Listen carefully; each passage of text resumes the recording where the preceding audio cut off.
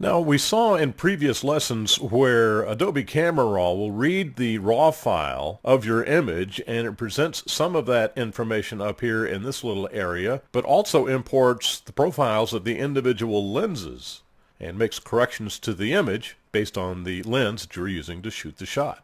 I'm going to uncheck this. Now, what about the information that was in the camera settings? Because as we all know, modern day DSLRs have a plethora of settings that you can bring to bear when setting up the camera. Well, lo and behold, Camera Raw 7.0 imports certain of your camera settings and allows you to change that setting manually. Now, here are your camera profiles section, and the first one is Adobe Standard, and that's kind of a universal one-size-fits-all profile that, lacking anything else, use Adobe Camera, or rather Adobe Standard, and you'll probably get very, very good results. Now, this is the actual menu for some of the presets in my camera, and I always set it on neutral, so I should be able to click on this, and indeed it did change, so perhaps I was not on neutral in this particular shot.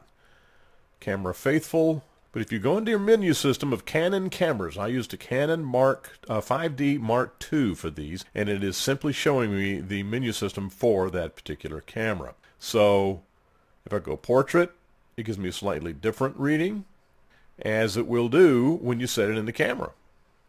So I always go camera neutral, but in this particular image, I must have been on faithful. I was on faithful, so because it changed the least. There's neutral. Yeah, it changed the least. So I was probably on faithful. And so, I mean, that's, you know, if you want to see what another setting would have looked like in camera, then come into Adobe Camera Raw and change these camera profiles around and take a look and see what you like. Now, up here where it says process, camera manufacturers change their AD converter algorithms with every new model that comes out. That's why when a new model of camera comes out and you have to wait for the manufacturers of the software to receive the information from the camera manufacturers about that raw image. And so that's what these processes are for, and they change in bulk every so often. We're now on the one that was created in 2012. There's one that was created in 2010, and then way back in 2003. And so you can go back to different algorithms and change things around according to what your camera would have looked like, say, back in 2010 or 2003. So it's a little esoteric and obviously requires quite a bit of experimentation, but you may find something you like. You might also learn something about the settings in your camera and how each one of them affects the image from one to the next. So it's fun to come in here and play with. Now, presets are pretty self-explanatory. We can go to this image, back to our basic panel, and we can change some things.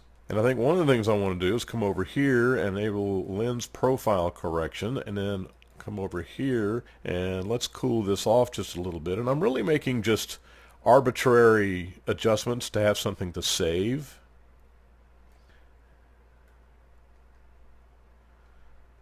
Put in a little shadow, a few blacks. Let's throw the clarity slider over here just a little bit.